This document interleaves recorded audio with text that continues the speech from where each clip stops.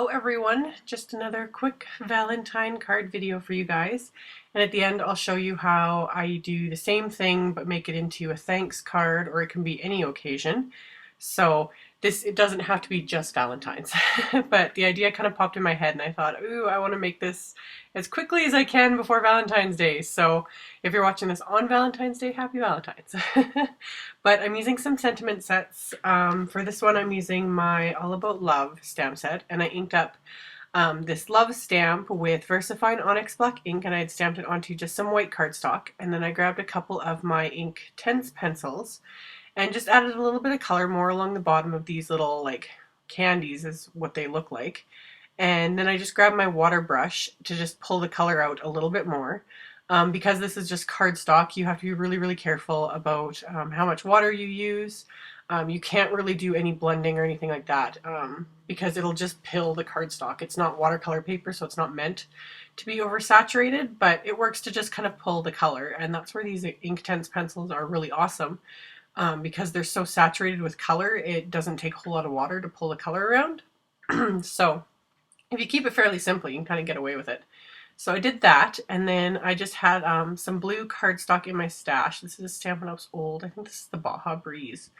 And I trimmed that down, and then I used my corner chomper and rounded all the edges. And then I've got my Pebbles Yours Truly 6x6 paper. So that was another reason why I wanted to make one more Valentine card, because I've got all this like pretty pattern paper that I got and I barely used it. But I also use it in a thanks card, so you could use it all year round. I'll show you that at the end.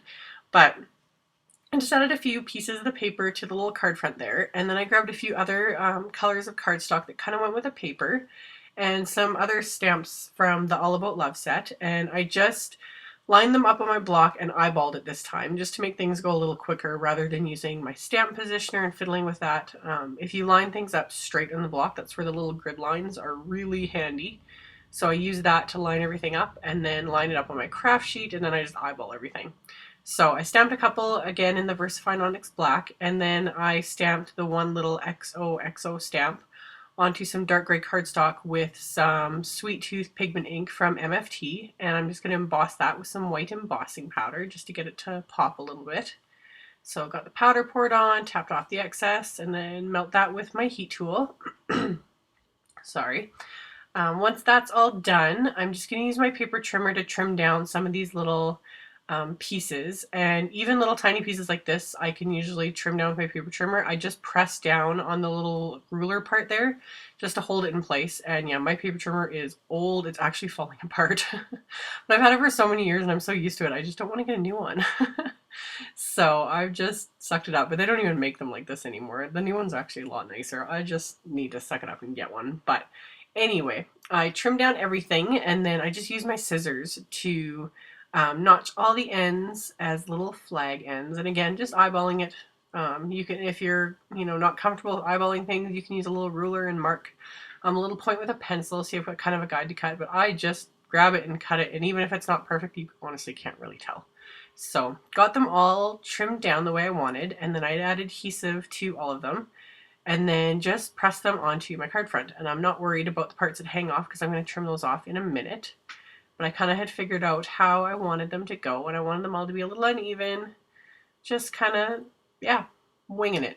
So this is kind of the idea I had in my head. I just thought this is a great way to make a card. You can use all sentiments. You don't need an image, just some stamps and some pattern paper and a little bit of cardstock, and you're good to go. And cards like this can go so quickly.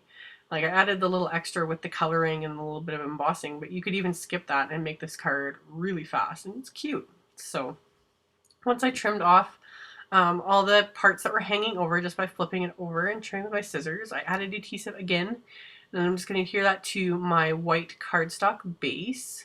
So I've got a nice white border just like so, and then on the inside of the card I just trimmed down the same pattern papers I used on the outside. I just made them a tiny bit longer, and I'm going to adhere those to the inside of the card, more off to the side there to leave a little bit of extra space for writing, and that's all there is to it. I'm just leaving it like that.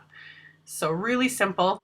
And then to finish it off, I used my little Wink of Stella pen to fill in the letters, and you just need to be careful with that because this is a liquid, obviously, and on top of watercolor, it is going to pull the color around. So just be careful with it. And once I was done that, that's all there was to it. So you guys will see in a second here the thanks card I made. Same idea, same pattern papers, just moved around the cardstocks that I used. But yeah, you can do this for any occasion, whatever sentiments you want, birthday, thank you, thinking of you. So thank you guys so much for watching, and I'll see you all next time. Bye!